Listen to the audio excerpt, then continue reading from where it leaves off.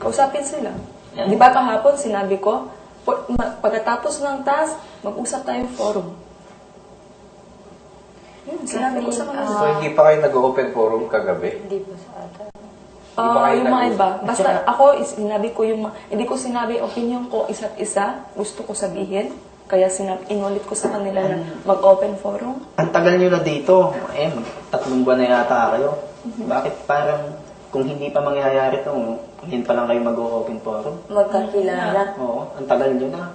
Bakit kailangan nyo mag-open forum kung magkakilala ginagawa naman natin yun. Kung hindi pa mangyayari itong batuhan, saka lang...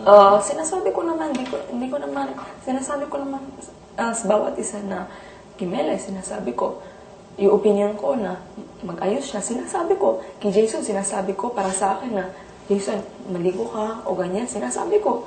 Kay Paul Jake, sinasabi ko para sa akin, para medyo mayabang, supladong dating, sinabi ko. Kay pag nag-usap kami Kailan mo yun sinabi? Kagabi lang din? Hindi, dati pa.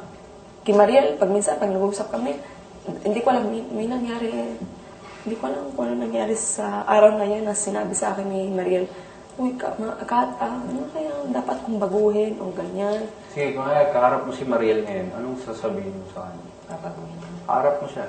Ngayon? Oo. Sasabihin ko, Mariel, pag minsan naiirita ako sa'yo, sana naintindihan mo ako, kanya sana hindi ka masaktan. Sasabihin ko. Bakit naiirita ka? Hindi naman ako naiirita. Naiirita ako sa minsan sa pagtawa niya, yung parang sobra na yung toyo, ha ha ha ha. Yung, pwede naman. Pero naiintindihan ko kung ganyan siya. Parang, Sana hindi ka masaktan. Bakit sinabi mo yan? Defensive ka na in the first place. Sasabihin mo lang na naiirita ka sa kanya, tapos sasabihin mo pa sana hindi siya masaktan. Siyempre, masasaktan siya. Pero you're defensive in the first place. hindi ako defensive. Kung masaktan siya o isipin sa akin, iniisip niya na ako, kung hindi ako naintindihan, nasa kanya na yun. Yun lang. Kathleen, namimiss mo ba ang pamilya mo? Oo. May minsan hindi kita narinig talaga na Ayoko lang pag-usapan dahil nalulungkot like, ako. kung ikukumpara ko nga kay Mariel, na sobrang kahit saan na doon si Asher, sa loon, sinusulat si Asher, and ikaw hindi ko makita. Ayoko lang maalala. isipin. Dahil nalulungkot ako. Dahil sobrang siguro akong emosyonal, iyakin. Pag lagi kong naalala, mas nasaktan ako.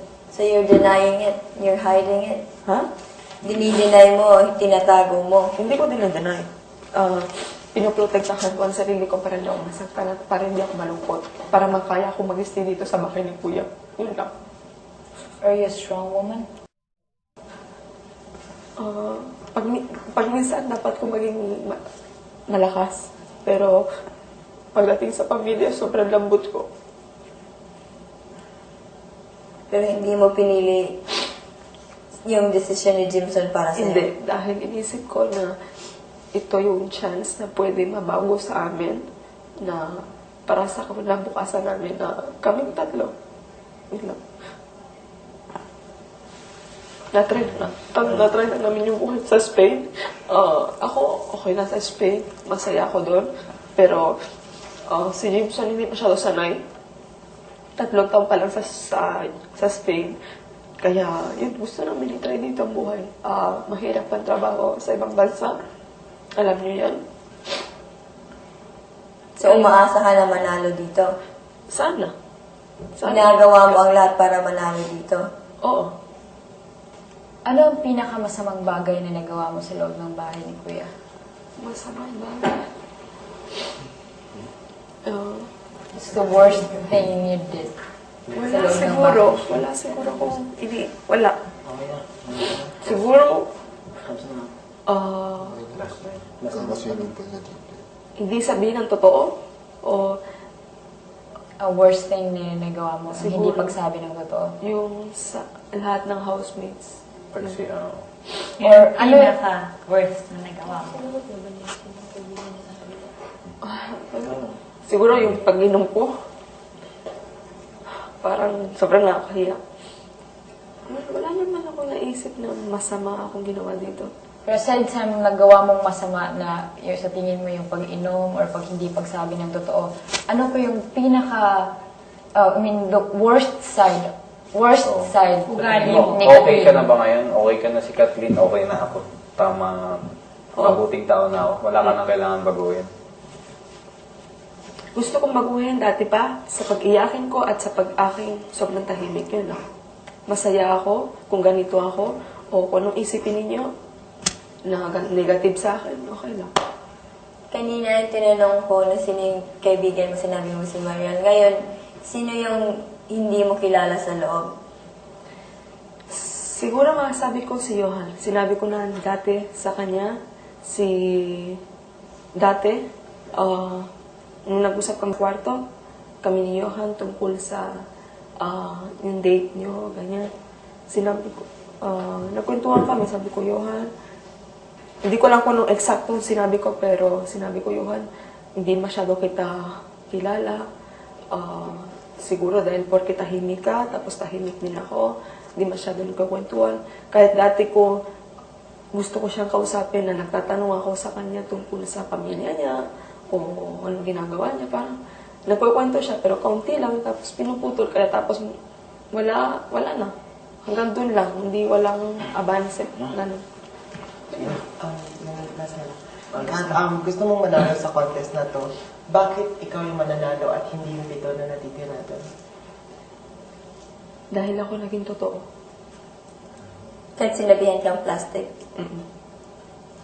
And yung iba, hindi totoo. Bakit ikaw mananalo sila, hindi sila mananalo? Hindi ko alam anong dahilan nila. Basta yung decision ko at yung sinasabi ko sa inyo, naging totoo ako.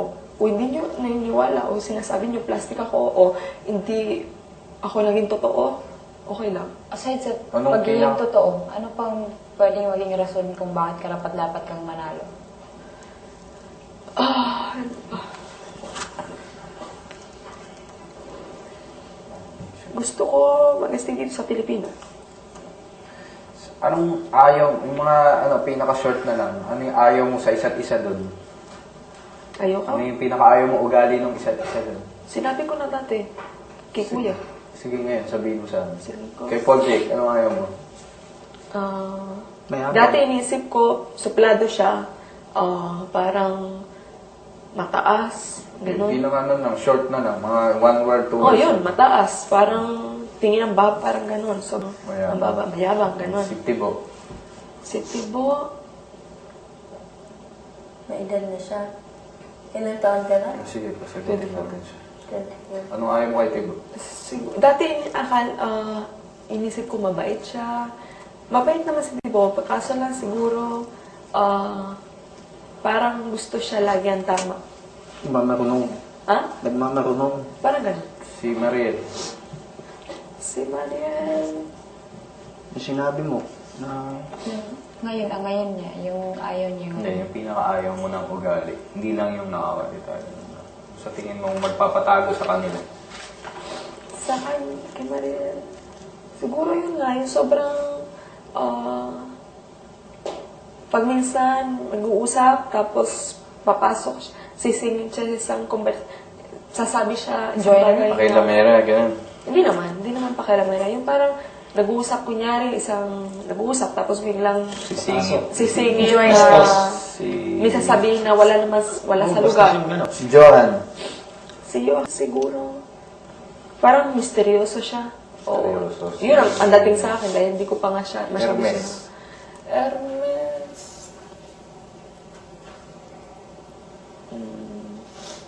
Bubsi. Ano? bubsi.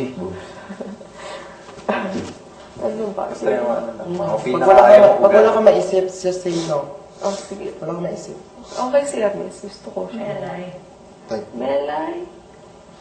Ang ayaw ko sa kanya. Magayos lang siya ng kaunti. At huwag siya mag-isip lagi ng negative. Na, parang... Pangit ako. Oo, ganyan. Ayoko sa ganyan. Ayoko sa tao na Jason ganyan. na. Iniisip. Jason. Si Jason. Dapat mag-ingat siya ng kaunti ng gamit. Yung mas yung naligo siya, yung gamit, hindi